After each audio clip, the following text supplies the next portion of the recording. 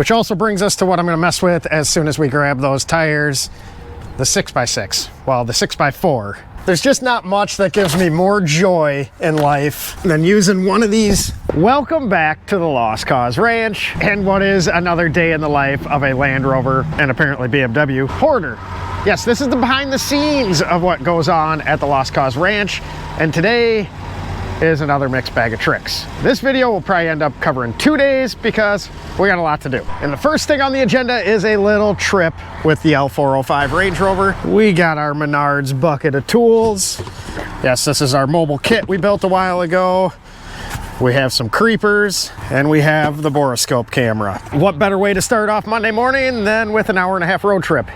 Yes, we're playing mobile mechanic today. Going to look at a classic Defender that has a leak of some sort. And I figured versus hauling it back and forth, a nice short road trip isn't the worst way to start off a work week, especially since I'm kind of feeling like shit still. But before we take off, we have to wait a few minutes. We have Merlin running here, and we have the AC going with all the vents open and the recirculation on, because after sitting closed up all winter, Merlin was kind of musty smelling on the inside. So we did a little chlorine dioxide bomb in there. It's a good way to make your car smell like a swimming pool.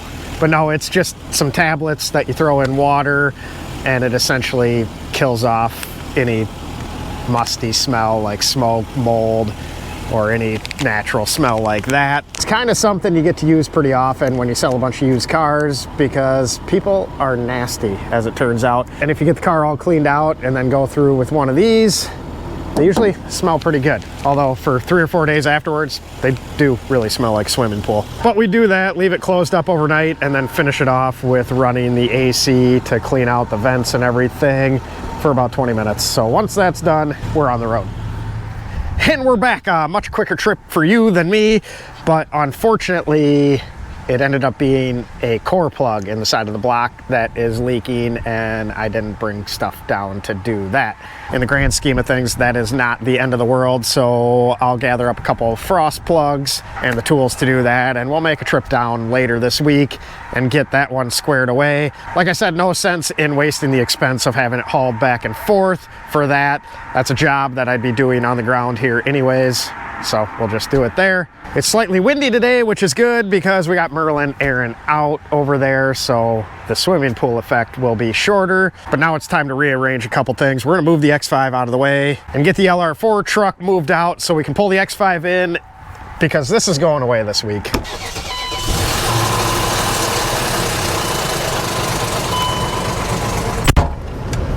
I honestly can't believe this thing hasn't sent something through the side of the block yet. It's just freaking horrendous sounding. But hey, it actually has oil pressure right now.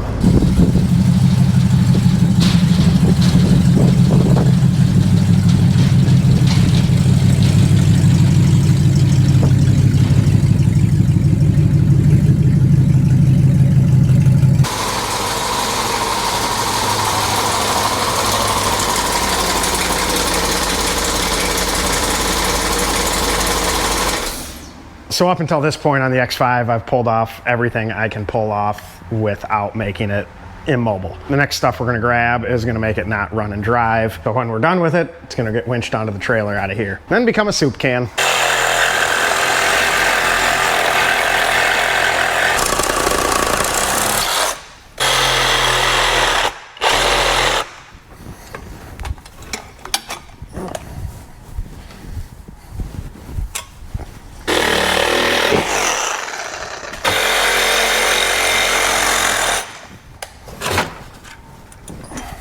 Far and above, those are always the easiest money on any car that you're parting out, especially like late 90s and early 2000s European ones.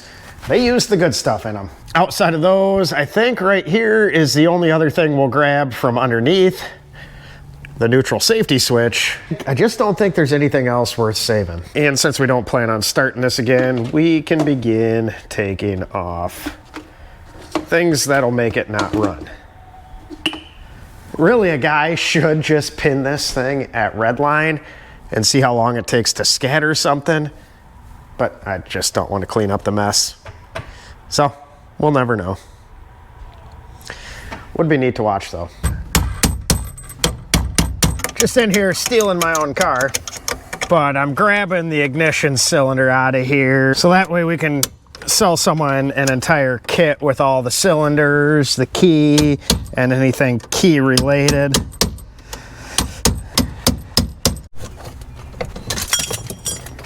So minus the wheels and tires, this is the last piece we're going to keep off this. There's just a few of the pieces we pulled off that are waiting to get cleaned and pictured. A couple of the pieces that we just took pictures of that need to get put away on the shelf. But I'll get a total count of parts that we pulled off it after we get it pulled up onto the trailer. I actually pulled off quite a bit more than I thought I would. So, I mean, I guess that's good. More work though.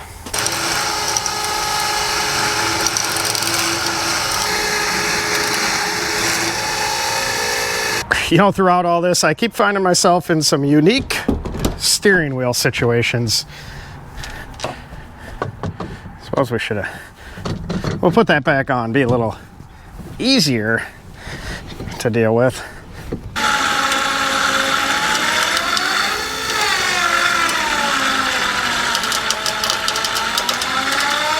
Now that we got it centered out, we gotta swing it back the other way. And we'll straighten it out again here, and we should just be able to yank it the rest of the way on. And same thing, we'll rip the wheels off and put it on blocks before we haul it to the scrapyard. So we're all set to send it to Soup Can Land, but I need to unhook the trailer real quick because I was just talking to a guy I know, and he has a few tires I could use. So we worked out a deal, and I gotta go grab those real quick. And we need the tire hauler. It'll be really nice when the LR4 truck is running because that is a little more suited to hauling a bunch of tires than the fancy Range Rover, which also brings us to what I'm going to mess with as soon as we grab those tires, the 6x6, well, the 6x4, the 6-wheel Discovery. I think it's time to get that going for the year. We parked it before winter because I wasn't going to drive it in the salt, and then we also ran into a little bit of a power steering leak. I don't know if you can see the remnants of that. So once we get back from grabbing the tires, I'm gonna take a peek at what is going on there. If you remember, this has the ACE conversion LS swap in it, but that means it still runs the Rover power steering stuff. So it shouldn't be too bad. It was a fairly decent leak, so we should be able to find it. So we fit 437s in the back of this thing before. So we knew 435s would work. There's just not much that gives me more joy in life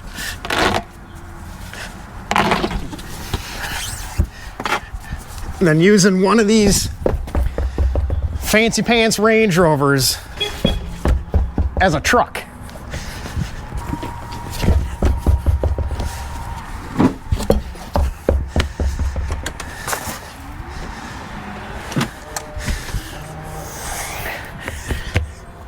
$35, $12.50, $18. Now we obviously have no use for Jeep wheels, but we just might have a use for the tires.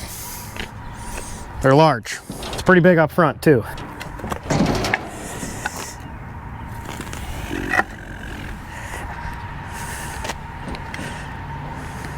Too heavy in the face to sit on this side without wanting to flop over. But yeah, it's quite a bit bigger than what was on there before. Might be too big, but I just need to decide which set of wheels I want to put these on. We obviously have the Terra Firma Steelies here. I also have a set of OE Defender Steelies that I think these might go on instead. Then we just need to drop everything off, get tires flopped over onto the correct wheels. Then we can bolt it up and see what we need to cut out of the way. Obviously in the back here, we're not going to have an issue because there's just not as much body. Up front here, you can now see why I said the fender flares are no longer going to be in existence. We might just have some kangaroo bars instead. So I popped a little fluid in. It didn't immediately drain out. So I'm kind of guessing by the way it was leaking, it's on one of the pressure side of the system. So one of the pressure hoses is probably leaking. It was doing a little bit of like spraying. So we're gonna fire it up. Only problem is we need to charge the battery. Just tried to charge it. It won't take a charge. These are literally the worst batteries I've ever dealt with. With the used car business, we would run across a lot of types of batteries. Obviously, lots of cars, lots of batteries. It seems like every single AAA one failed, especially if you let it go die, you can never get it back. I will say they will warranty pretty much whatever, but that's still, it just sucks to deal with. The other problem is all the chargers now are smart chargers and they have to see a little bit of voltage to even start charging. So if they're dead flat, they don't even want to charge. You kind of got to trick them by jumping a good battery across to this and then charging it from there, and you can usually bring them back to life. I probably should have kept one of the old toaster battery boiler chargers around for situations like this. So we'll jump it across, and I really actually need to go buy another jump pack, or a proper jump pack, even though the little ones are nice. I did have a nice bigger jump and carry 660. That was kind of our go-to at the dealership. Had one of those. That one just failed not too long ago, so should replace it to make my life easier again. Some days I think I just enjoy struggling. See what we got for juice here now.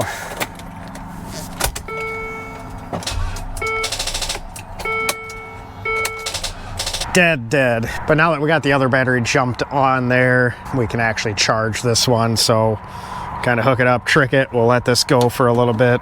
Be back in a few minutes. Well, finally got it to fire up. So let's see if we can see what we need to see. So this has got kind of a hokey pokey air intake setup going on here. So we should just be able to pry this up out of the way a little bit. Get a light on there for you, but that was a pretty quick find. Can you see it? It's puking right out of the top of the steering gear. So that is interesting. Here I thought we were gonna have to like look through the side here, and one of the lines was going, but good thing we could just pry our dryer duct out of the way. We're gonna have to address that, make that considerably better than what we got going on. It is nice we have no other lights on though. I mean, besides the brake light, but who needs brakes? We got fluid, so we're good. So this may end up being a pretty easy fix. I don't know if you can see that there. It's pretty dark down there, but that nut is loose as all get out. And that top nut actually seals against the top of the steering box and the shaft, so if that's loose, stuff's gonna be leaking out. I'm kind of surprised that the steering didn't feel goofy with that sector shaft or whatever loose, but maybe it did feel goofy and I just don't remember. But we're gonna adjust everything, tighten that down, recheck. Well, that was probably the easiest fix I'll have for quite some time. The six-wheeler's back in action, which is good because we do have those 35s to drop off and get swapped over to the Land Rover wheels. And even though the Range Rover is mighty useful and can fit 4 35s in the back of it, well, actually 4 37s, it can't fit 4 35s and 4 wheels. But I think a 9-foot flatbed definitely can.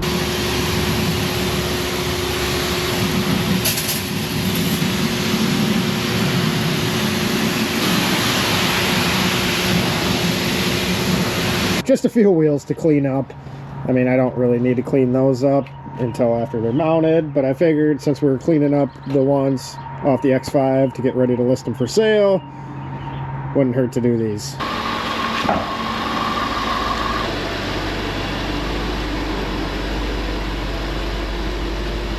And now we're back on to Merlin. So there is just one issue left with this guy, and that is a little bit of loose control arm. That's pretty typical on LR3, LR4, Range Rover Sport, anything that runs this chassis. Typically, we just go ahead and replace the entire control arm, but I'm gonna try something different on this one. I haven't actually ever done just the factory style replacement bushings, and I figured the free LR4 is the perfect one to try that out on. So before we start taking it apart, we're gonna mark our cam washers on the camber bolt just so we can get this back to relatively the same spot it was. Now we're gonna get it aligned afterwards, but this will at least get us close for the drive there. And there's something on this I'm not quite used to in our neck of the woods. And that is the bolts actually coming out of the control arms. In Iowa, that typically doesn't happen. This one originally lived in Tennessee. Usually we're taking one of these guys to the bolts, cutting them off and replacing them. which isn't a terrible job, but it's much nicer when stuff just comes apart. You guys in the South are lucky. I mean, look I can even use a small hammer.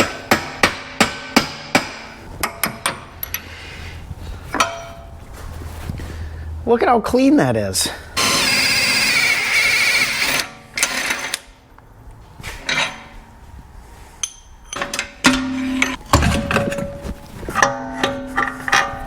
That was probably the easiest one I've ever pulled out.